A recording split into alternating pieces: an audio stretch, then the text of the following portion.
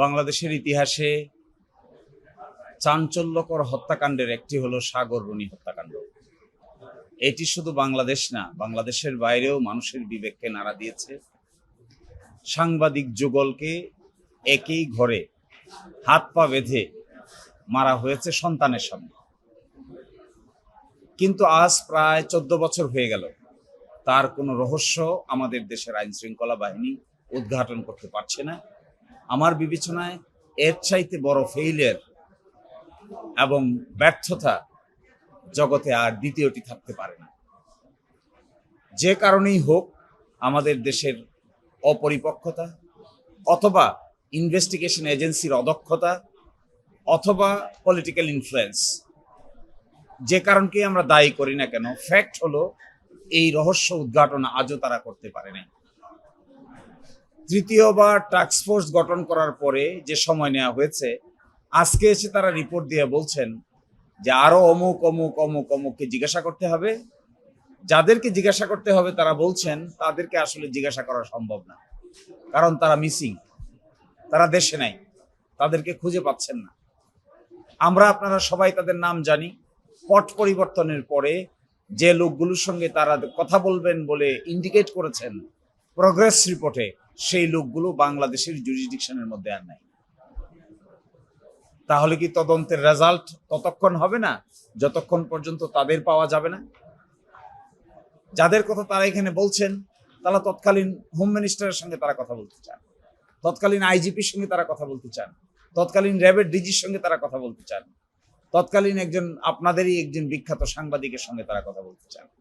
এই যে কথা বলতে চান, তারা তো মিসিং, তারা তো নাই, তারা তো বাংলাদেশের সীমার মধ্যে নাই। এবং 4-5টা জায়গায় তারা কতগুলো না না না না বলেছেন, তার সবটুকু আমি এখন বলতে পারছি না।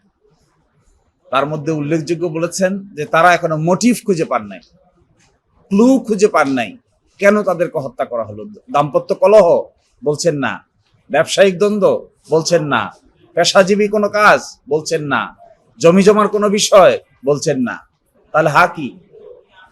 So this is surprising for all of us যে এই ধরনের ঘটনা এই দেশে ঘটবে, কিন্তু শেষ পর্যন্ত সকলেই ব্যর্থতার পরিচয় দিবে। This is appalling, surprising, heart pouring, painful.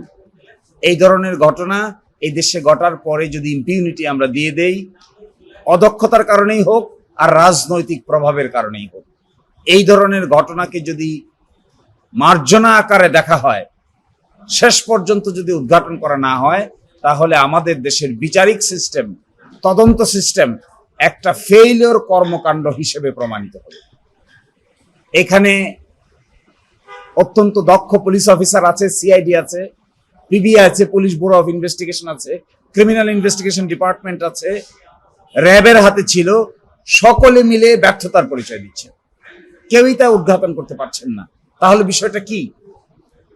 এমনি মরে গেছেন তারা? একজন আরেকজনকে বেঁধে মেরেছেন? একজন তো হাত পা বাঁধা ছিলেন, কে কাকে বেঁধেছেন, কারা বেঁধেছে? এবং আরো আশ্চর্যজনক, 2-3 জন মানুষকে এখনো জেলে রেখেছে, যারা প্রায় 9, 10, 11 বছর ধরে জেলে আছে। এরকম লোক আছে, তাদের ব্যাপারে কোনো ইনভেস্টিগেশনের আপডেট নাই, কিন্তু তারা জেলে আছে। আমরা যার পক্ষ হয়ে অবলম্বন করি, এই মামলার ইনফরমেন্ট, তিনি আমাদেরকে বলেছেন যে তারা কোনো নিরপরাধ মানুষকে জেলে এভাবে পড়ে থাকতে দেখতে চান না। তারা মনে করেন তাদের মামলার কারণে কোনো নিরপরাধ মানুষ যেন হয়রানি না হয়, কিন্তু এই যে উদ্ঘাটন করতে পারছেন না, এই জন্য দে আর ভেরি অ্যাংশাস, উদ্বিগ্ন এবং অনেকটা হতাশ। এই অর্থে হতাশ যে তাহলে কি আর বিচার পাওয়া গেল না? আজকেও সন্তান ম্যাগ সে কল করে বলেছে যে তাহলে তারপরে কি, এরপরে কি?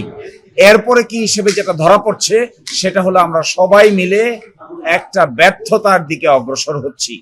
তারপরেও আমরা এক্সপেক্ট করব আগামী যে 6 মাস সময় দিয়েছেন, যাদের সঙ্গে কথা বলবেন বলেছেন, তাদেরকে তো 6 মাসের মধ্যে বাংলাদেশে পাওয়ার কোনো সম্ভাবনা আমি দেখছি না। কোথায় পাবেন তৎকালীন আইজিপি কে? কোথায় পাবেন র্যাবের ডিজিকে? কোথায় পাবেন তৎকালীন হোম মিনিস্টারকে? এরা তো 6 মাসের ভিতরে বাংলাদেশে আসবে না, তদন্তও হবে না। এই জায়গা থেকে আমরা দেখতে চাই শেষ পর্যন্ত টাস্কফোর্স যদি ব্যর্থ হয়, তাহলে আমাদের আর যাওয়ার জায়গা নেই। এত হাই পাওয়ারের 5 সদস্য বিশিষ্ট টাস্ক ফোর্স, তো আমাদের এক্সপেকটেশন থাকবে অ্যাটর্নি জেনারেলের অফিস আজকে তাদেরকে ডিফেন্ড করে যে বক্তব্য দিয়েছেন এটি তারা আগামী 6 মাসের ভিতরে কার্যে পরিণত করে দেখাবেন, তাহলে আমরা আশাবাদী হব। অন্যথায় হতাশা ছাড়া সামনে আর কিছুই বাকি নেই। আমি তো মনে করি আমাদের দেশের ক্রিমিনাল ইনভেস্টিগেশন ডিপার্টমেন্ট এবং পিবিআই এনাফ ক্যাপাসিটি আছে এই ধরনের রহস্যে আবৃত ঘটনার রহস্য উন্মোচন করা।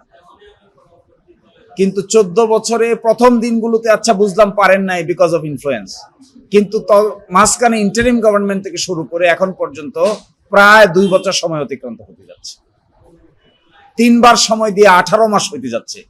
তাতেও যদি উন্মুক্ত করতে না পারেন তাহলে তো ধরে নিতে হবে হয় ক্যাপাসিটি নাই আর না হয় চান না। এর দুটোর বাইরে আমি আর কোনো ব্যাখ্যা বিশ্লেষণ খুঁজে পাই না। ইনভেস্টিগেশন যদি শেষ করতে না পারেন তাহলে যারা ইনভেস্টিগেশনের কাজের সঙ্গে যুক্ত আছেন, যাদের নেগলিজেন্স আমরা বুঝতে পারবো, তাদের বিরুদ্ধে ডিপার্টমেন্টাল প্রসিডিং ড্র করার দরখাস্ত দিব। আমি আগেই বলেছিলাম দেওয়ার, তারপরেও ইনফরমেন্ট একটু সহনশীল হতে চান।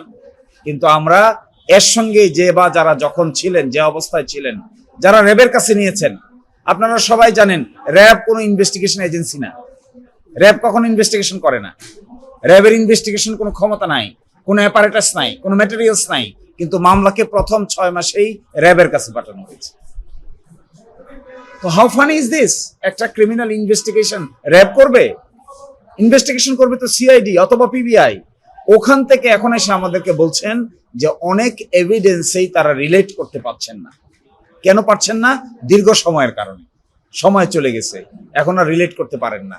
আমরা নেগলিজেন্স যদি থাকে তাহলে we will file an application against them to take departmental proceeding against the concern police officer. আমরা নিজেই চিন্তা করো, আমি আজকেও কথা বলেছি, আমরা নিজেরাই ইনফরমেন্টের পক্ষ থেকে নিরপরাধ লোক জেলে পড়ে থাকুক এটা আমরা চাই না। ইনফরমেন্টের পক্ষ থেকেই তাদের বেইল চেয়ে আমরা দরখাস্ত করব সাময়িক সময়ের মধ্যে। আপনারা দেখতে পাবেন এটা দেশের জন্য একটা লজ্জার ব্যাপার, ক্রিমিনাল জাস্টিস সিস্টেমের জন্য একটা শেমফুল ব্যাপার। এবং আমরা যারা বাংলাদেশের নাগরিক এত সুন্দর কাপড় চোপড় পরে ভদ্রচিতভাবে আপনাদের সামনে উপস্থিত হই, আমাদেরও লজ্জায় মুখ লুকানোর কোনো জায়গা খুঁজে পাওয়া যায় না। বিচার ব্যবস্থার জন্য লজ্জা, ইনভেস্টিগেশন সিস্টেমের জন্য লজ্জা, দেশের জন্য লজ্জা, আর সর্বোপরি নাগরিকদের জন্য হতাশার কারণ।